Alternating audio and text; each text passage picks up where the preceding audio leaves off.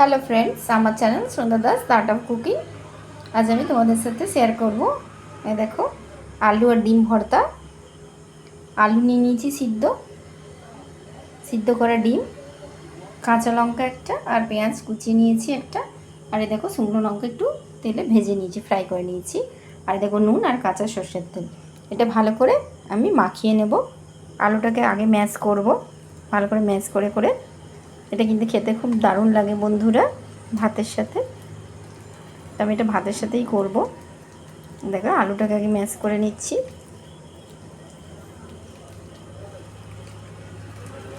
আলুটাকে ম্যাশ করার পর লঙ্কাটাকে আমি একটু ভালো করে ম্যাশ করে নেব।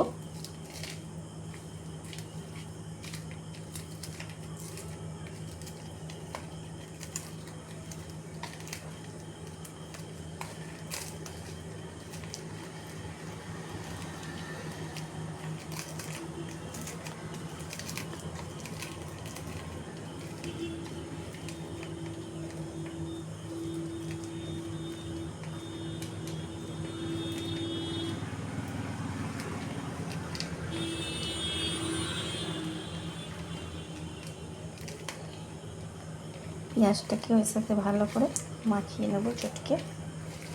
আর এই দেখো, কাঁচা লঙ্কা, এর মধ্যে নুনও দিয়ে দিয়েছি।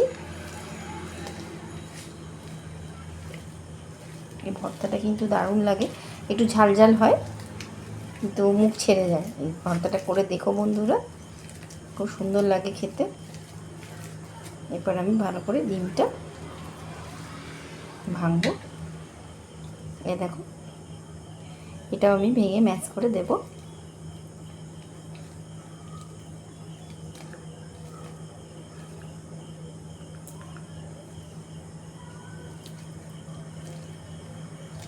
আমার ফেসবুক পেজেও আমি দেব, আমার ফেসবুক পেজও তোমরা বন্ধুরা ফলো করো। আর যারা আমার নতুন সাবস্ক্রাইব করছো তাদের অশেষ ধন্যবাদ।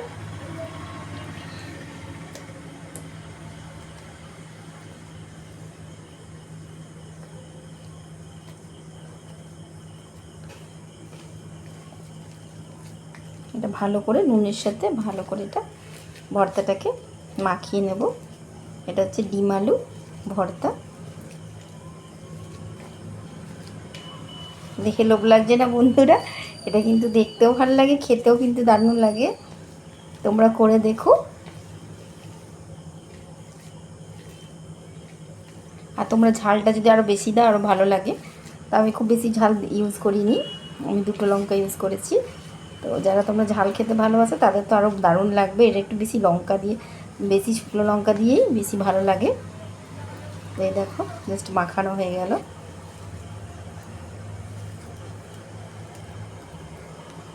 এই দেখো, ডিম আলু ভর্তা আমি তোমাদেরকে সার্ভ করে দেখাচ্ছি বন্ধুরা।